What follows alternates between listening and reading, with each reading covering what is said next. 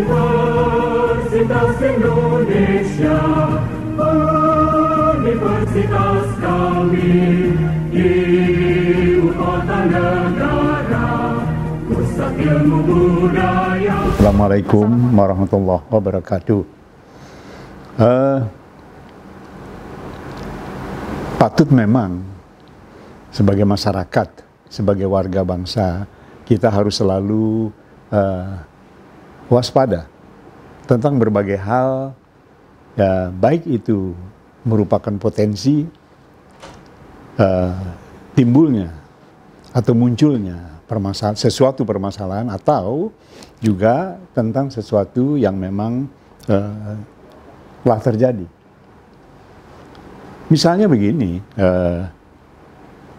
kita menghendaki prinsip keadilan sosial dijalankan secara murni dan konsekuen. Keadilan sosial saya angkat atau saya nyatakan sebagai sesuatu yang penting karena dia telah dinyatakan di dalam pembukaan Undang-Undang Dasar sebagai sesuatu prinsip berdirinya bangsa Indonesia. Juga Pancasila sebagai nilai dasar kehidupan berbangsa kita juga menyebutkannya. Jadi betapa pentingnya keadilan sosial itu untuk kita jadikan sebagai salah satu titik untuk kita waspada tentang berbagai gejala kehidupan. KPK yang kita dambakan untuk melakukan berbagai langkah pembersihan kehidupan birokrasi ternyata tidak berdaya. Berbagai gelombang dilakukan oleh DPR, juga oleh pemerintah untuk mengecilkan peran KPK, bahkan memperlemah peran KPK. Ini juga patut kita waspadai. Ada apa dan kenapa? Apa karena begitu banyaknya unsur-unsur birokrasi yang terkena perkara yang ditangani KPK, atau banyaknya anggota DPR juga yang terkena perkara yang ditangani oleh KPK?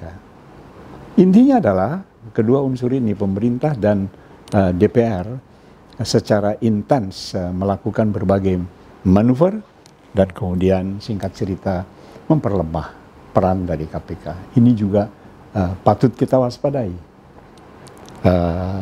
Kenapa begitu? Begitu. Sebab ini walaupun bukan stasiun terakhir, KPK ini merupakan satu langkah upaya menyehatkan kehidupan birokrasi dari tindak pidana korupsi yang telah melakukan tugas perannya sebetulnya KPK dengan baik. Tapi perkembangan menunjukkan bahwa peran ini nampaknya tidak disetujui oleh berbagai pihak yang tadi saya sebutkan itu tadi.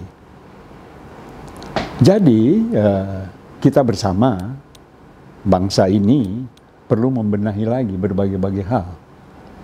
Kalau KPK diperlemah, KPK tidak berdaya, KPK banyak permasalahan, ada berbagai pemecatan yang rada kurang logis dan sebagainya. Kalau terjadi kemelut, saya katakan, ya, sejumlah peristiwa itu satu kemelut yang ada di dalam tubuh KPK, lalu kita akan menggunakan instrumen apa lagi untuk menertibkan, meluruskan langkah kebijakan birokrasi, kebijakan parlemen di dalam masyarakat kita. Ini juga patut kita waspadai. Sehingga barangkali kita didesak oleh satu kebutuhan untuk mewujudkan satu instrumen yang kita dukung untuk melakukan itu semua, begitu. Untuk melakukan pembersihan, penanggulangan dan sebagainya. Saya merasakan berbagai bahaya yang ada, yang dihadapi oleh bangsa ini juga patut kita cermati. Kalau kita berbicara mengenai Partai Komunis Indonesia, memang secara fisik sepertinya dia tidak ada. Artinya dia sudah berada dalam posisi yang lemah. Gitu. Nah itu juga jangan kita berprasangka baik. Kewaspadaan harus tetap kita jadikan sebagai katakanlah alat kita untuk melihat berbagai perkembangan. Banyak yang sudah mulai berani menyatakan identitas tentang komunismenya. Banyak. Yang seringkali juga saya khawatirkan sikap TNI ya dalam menghadapi permasalahan ini itu kurang tegas, terbawa arus kadang-kala. Nah itu berbahaya. Sebab di masyarakat ini cuma dua andalan kita di dalam menghadapi bahaya komunis. Satu, kekuatan Islam yang solid. Dua, kekuatan TNI yang solid. Itu yang kita harus tetap dukung, kita harus katakanlah segarkan di dalam ingatan kita bahwa sejak dahulu yang secara konsisten menghadapi bahaya komunisme di Indonesia ini dua unsur itu tadi. Kekuatan Islam yang solid dan TNI, Tentara Nasional Indonesia. Jadi masalah ini kita tidak usah mengatakan ada atau tidak ada bahaya ini. Tetapi saya beranggapan secara konsisten komunis akan terus melakukan berbagai langkah kegiatan dengan berbagai modus dan model begitu.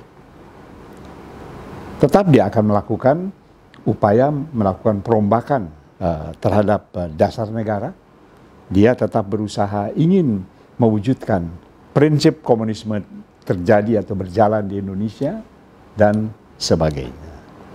Jadi dengan kata lain terhadap bahaya komunis ini kita jangan katakan ada atau tidak ada.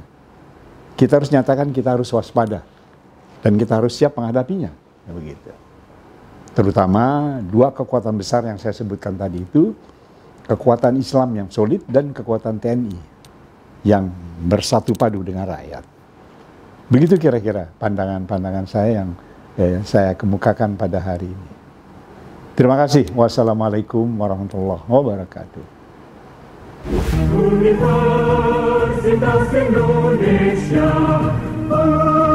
Universitas kami, Ibu Kota Negara, Pusat Ilmu Budaya. Assalamualaikum.